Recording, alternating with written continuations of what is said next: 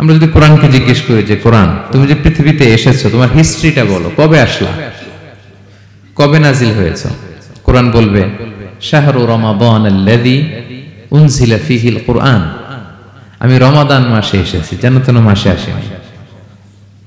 কোরআনকে যদি আমরা প্রশ্ন করি যে কোরআন রমাদান তো 29 দিন বা 30 দিন, তো এই 30 দিনের বা 30 রাতের কোন দিন বা কোন রাতে এসেছো? কোরআন বলবে ইন্না আনজালনাহু ফি লাইলাতুল কদর, আমি কদরের রাতে এসেছি। সুবহানাল্লাহ বিহামদিহি।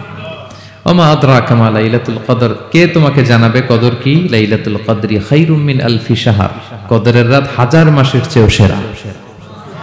রাসূল সাল্লাল্লাহু আলাইহি ওয়াসাল্লাম আফসোস করতেছেন, আল্লাহ বনি ইসরাইলের লোকেরা হায়াত পাইছে 1000 বছর, 1500 বছর, এত ইবাদত করছে, আমার গুনাহগার উম্মতের কি হবে?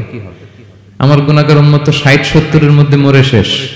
আমার উম্মতি মা বাইনা 60 ইলা 70, আমাদের গড় বয়স কত? 60 থেকে 70।